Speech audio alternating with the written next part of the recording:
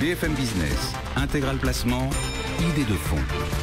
Et oui, à présent, on vous apporte des idées de fonds de gestion dans lesquels investir avec Frédéric Picard, le président de MyFlow, qui vient de nous rejoindre. Bonjour Frédéric. Bonjour Guillaume. Bienvenue sur BFM. Vous établissez, Frédéric, chaque mois la liste des fonds les plus recommandés par les conseillers en gestion de patrimoine. Déjà, en quelques mots, comment bâtissez-vous ce classement ? Sur le site de myflow.fr, où il y a un peu plus de 4000 conseillers aujourd'hui qui viennent sur ce site, il y a plusieurs milliers de simulations réalisées par les conseillers. Et donc nous, on analyse en fait ces simulations et ça nous donne un classement qui reflète les intentions d'achat en fait des professionnels du conseil pour leurs clients. Alors c'est intéressant de voir justement quelles sont leurs intentions d'achat en ce moment, parce que ça tangue sérieux sur les marchés. Le CAC 40 a perdu 8% par rapport à ses plus hauts. Les marchés obligataires se tendent. On a un 10 ans allemand au-delà de 1% en ce moment.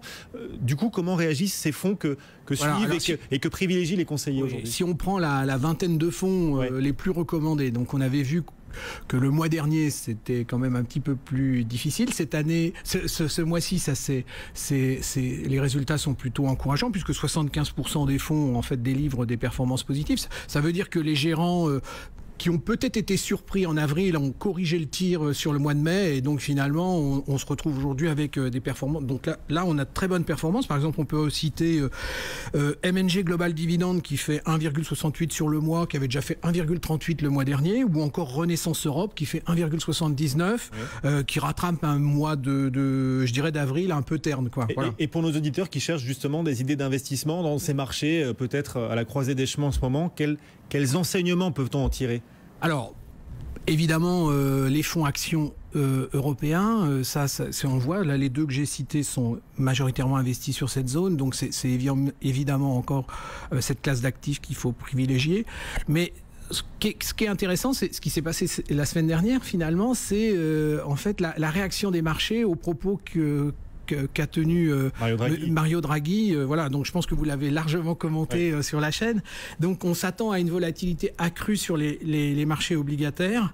Donc ça veut dire deux choses. Ça veut dire qu'effectivement la politique du quantitative easing, c'est pas forcément un long chemin tranquille, et donc on va avoir de la volatilité sur les marchés obligataires, et que probablement ce qu'on espérait, c'est d'acheter de la dette européenne qui pourrait se revendre auprès de la BCE. Ça, non, je crois qu'il a en fait signalé que c'est pas tout à fait les règles du jeu que l'on va voir s'appliquer dans les mois qui viennent. Contrairement à ce que certains espéraient, ce sera pas un long fleuve tranquille sur le marché obligataire malgré le QI. Alors comment prendre en compte désormais cette volatilité des actions ? Alors c'est important parce que les conseillers majoritairement recommandent en fait des fonds diversifiés flexibles, mais au sein de ces fonds, on a une poche obligataire qui est quand même conséquente, puisque sur un fonds équilibré, on est à peu près 50% en obligations, et sur des fonds prudents, on va monter à 60-70%.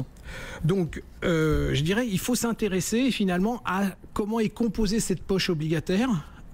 Quelles sont ses caractéristiques, et je voudrais juste parler d'un indicateur qu'on trouve dans les reportings mensuels en fait sur les fonds, qui est la sensibilité, ou ce qu'on peut appeler aussi la duration. Donc je rappelle, finalement quand les taux montent, en fait les obligations baissent, et réciproquement. Donc la duration ou la sensibilité va nous donner en fait un indicateur de variation par rapport à 1% en fait de hausse des taux. Alors, c'est pas l'indicateur complet, il a des défauts, il est plutôt d'autant plus juste en fait que le produit est très lié en fait aux obligations souveraines.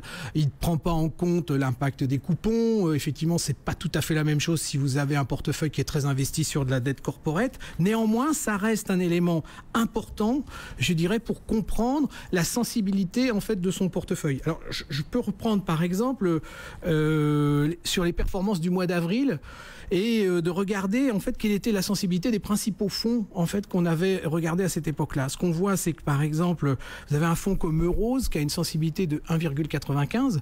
Donc ça veut dire que les gérants ont bien préparé, bien anticipé la remontée des taux. Ils se trouvent aujourd'hui sur une sensibilité très faible. D'ailleurs, ça se voit puisque en avril, ils ont fait 0. Ils n'ont pas fait de performance négative. D'accord ? Voilà. Donc ça c'est intéressant. On a la même chose par exemple sur un fonds comme Nordea Stable Return qui est est à 2,2 en fait de sensibilité. Là aussi, c'est un fonds qui a perdu moins d'1% le mois dernier, etc.